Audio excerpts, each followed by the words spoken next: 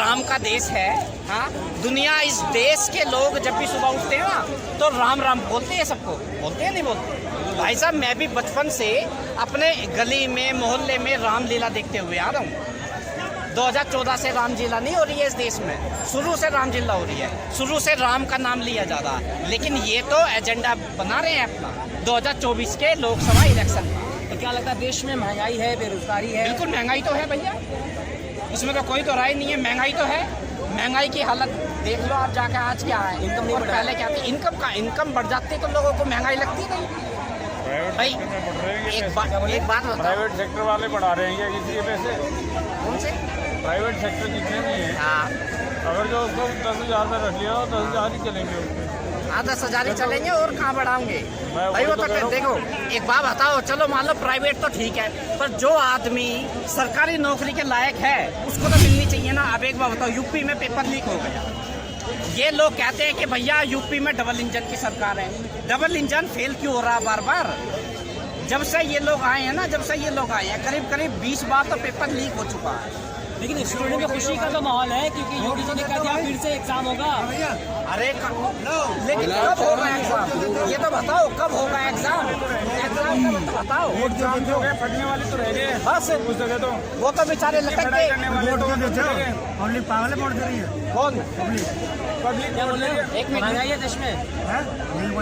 कोई महंगाई नहीं है। पब्लिक वोट नहीं दे रही, पब्लिक को गुमराह करके वोट बैंक बनाया जा रहा है। एक बार बताओ, राम मंदिर तो भैया अभी वो भी ना हुआ पूरा भी, फिर भी राम मंदिर का उद्घाटन कर दिया। क्यों करा भाई? लोकसभा चुनाव के लिए। इनको ये पता है कि जब तक राम मंदिर का उद्घाटन नहीं होगा तब तक लोकसभा इलेक्शन की डेट डिक्लेयर नहीं होगी। राम मंदिर का उद्घाटन इसीलिए तो किया है ताकि लोकसभा की डेट डिक्लेयर नहीं हुआ है, राम मंदिर का सहारा ले रहे हैं। बिल्कुल ले रहे हैं राम मंदिर का सहारा, राम मंदिर का सहारा बिल्कुल ले रहे हैं भाई। राम के नाम पे ही तो सारी ये पार्टी चल रही है। नहीं तो सुनो, राम को हटा के देख लो, राम को हटाने के बाद में बीजेपी के पास में कुछ है? बाबा जी का ठुल्लू है और ना इनके पास में कुछ भी। भाई साहब, आप युवा है, क्या लगता है 2024 में क्या मुद्दा होना चाहिए? युवा अगर ये देखा जाए तो ये सबसे पहले तो बेरोजगारी बहुत ज़्यादा है।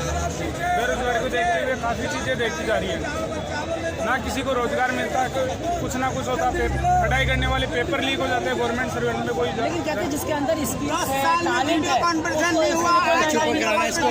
महंगाई तो नहीं है, कुछ करने के लिए कुछ होता ही नहीं है, गवर्नमेंट से कुछ बेनिफिट ही नहीं मिल रहा। जिसको काम आता है उसको कुछ ही बेनिफिट नहीं हो रहा। काफ़ी चीज़ें देखने को मिल रही है। तो क्या लगता है बदलाव होना चाहिए आपके साथ? बदलाव होना चाहिए। कौन है आपको नजर में? मोदी नहीं तो कौन? ऐसे तो फिर काफ़ी नेता हैं, बाकी मोदी भी है। अरे एक बात बताओ ना पत्रकार साहब, देश में और कोई नेता ही नहीं बचे क्या मोदी के अलावा? यार कमाल होगा, आप भी ये बात बोलते हो कि भैया मोदी के अलावा और कौन है? और कोई नहीं है मोदी के अलावा। नहीं, मोदी नहीं तो कौन? अरे भैया बहुत देश में एक से एक नेता पड़े, एक से एक नेता। देश में नेताओं की कमी नहीं है, और जो भी काबिल नेता है इस देश में उसके पीछे ईडी और सीबीआई पड़ी है भाई, हाथ धो के। जो भ्रष्टाचार करेगा उसके पीछे तो ईडी सीबीआई। अरे तो एक बात तो बताओ, भ्रष्टाचार तो बहुत सारे बीजेपी में ऐसे नेता जो उनने भी करा था। वो ये इसने अजीत पवार ने भी भ्रष्टाचार किया था, हेमंता बिस्वा शर्मा ने भी भ्रष्टाचार किया था। वे जैसे ही बीजेपी में गए तो वो दूध के धुले हो गए। क्यों भाई? भाई एक बात बताओ, ऐसा कौन सा वॉशिंग पाउडर है बीजेपी के पास में जो 1 मिनट में उनके पास में जाते ही उनकी धुलाई हो जाती है? चरित्र साफ, कैरेक्टर साफ, चाहे वो बलात्कारी हो या भ्रष्टाचारी हो, एक बार बीजेपी ज्वाइन कर लो, सारे पाप धोगे। यार ये तो जो है शंभू बॉर्डर पर बैठे हुए हैं, एमएसपी कानून को लेकर के जो है लगातार जो सरकार से अपनी मांग कर रहे हैं, उन पे आंसू के गोले छोड़े जा रहे हैं। सड़कों पे जो है कीलें लगा दी गई हैं, बैरिकेड्स लगा दी गई है। कैसे देखते हैं भाई? देखो, ये तो हमारे जो किसान हैं, जो अन्नदाता है, जिसका आप लोग और हम लोग खा रहे हैं, उसके साथ में इतना अत्याचार नहीं होना चाहिए। और आज से पहले किसान के साथ में ना ऐसा कभी नहीं हुआ जैसा आज हो रहा है इस देश में। भाई बॉर्डर पे उनके लिए कील लगा रखी है, उनके लिए आंसू गैस के गोले दाग रहे हैं उनके ऊपर। एक तो किसान की तो मौत भी हो गई भाई। हमारे देश का किसान नहीं है, सुनो, वो चीन पाकिस्तान के फौज है क्या? सुनो, सर में गोली लगी है भाई साहब एक के। तो व्यवहार तो उनके साथ में ऐसा ही किया जा रहा है जैसे वो चीन और पाकिस्तान से आए लोग। वे हमारे देश के लोग हैं, हमारे देश के क्या बोलना किसान जब रैली के लिए उनका रूट तय कर रखा था और सिक्योरिटी थी, तो वो यहाँ पे घुस कैसे गए लाल किले से? ये बात बता दो। 300 रुपए किलो गेहूँ खाएंगे क्या? कौन? कोई नहीं खाएगा, कोई नहीं खाएगा। अच्छा भाई साहब, महंगाई है, महंगाई है देश में, होगा, महंगाई तो बढ़ेगी। नहीं महंगाई है या नहीं, लग रहा है कि नहीं? हाँ है। क्यों बढ़ेगी, क्यों बढ़ेगी? बेरोजगारी नहीं बढ़ी है, ऐसा क्यों लगता है? ऐसा इसलिए लगता है, सबको देखिए अलग अलग स्किल पे पैसे की चाह बहुत ज़्यादा हो गई है हर की जगह। हल्का काम कोई करना नहीं चाहता है, मेरी बात समझो। बैठे रहेंगे तो काम नहीं करेंगे। ठीक है, अपना अपना व्यू है, एक मिनट बोल रहे अपना अपना व्यू है। ठीक है, यानी मोदी जी अच्छा काम कर रहे हैं, मोदी जी आपको आना चाहिए।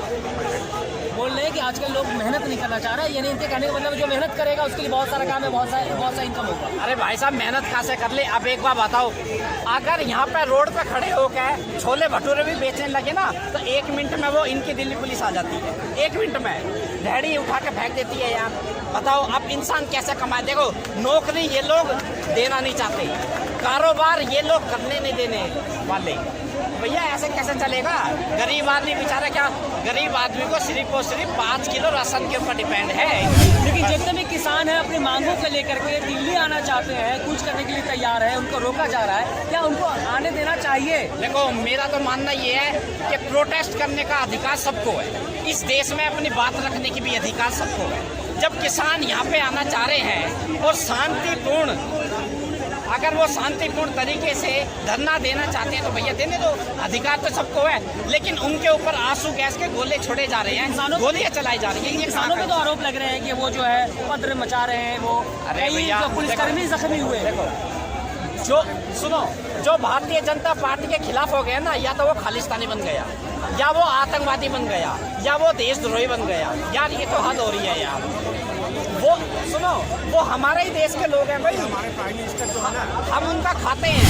उनका जो ये है दुपट्टा, वो अपने माथे पे रख के जो है वो उनको सम्मान देते हैं हमारे पीएम। ऐसा थोड़ी है।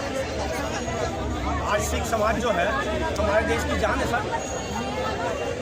तो ये इसीलिए तो उनको खालिस्तानी बोला जा रहा है। खालिस्तानी कौन कह रहा है? देखो भाई साहब, सुनो, एक तो सोच का फर्क विपक्ष है। के एक नेता ने उनको खालिस्तानी नहीं बोला, और भारतीय जनता पार्टी के पता नहीं कितने नेता हैं जो उनको खालिस्तानी कह रहे हैं। अभी 2 दिन पहले राज्यसभा का चुनाव का जो है, राज्यसभा संसद का जो रिजल्ट हुआ, जो चुनाव हुआ, रिजल्ट घोषित हुआ, उसमें जो एक कुछ भीड़ ने, कुछ सपोर्टर ने नासिर साहब जिंदाबाद के नारे लगाए, लेकिन बहुत सारी मीडिया भी चलाई, बहुत भाजपा के बहुत सारे बड़े बड़े नेता ने ट्वीट किया कि पाकिस्तान जिंदाबाद के नारे लगे हैं। देखो, वैसे पाकिस्तान जिंदाबाद के नारे नहीं लगने चाहिए, और जो भी लगा रहा, मैं तो बोलता हूँ उसके खिलाफ कार्रवाई हो।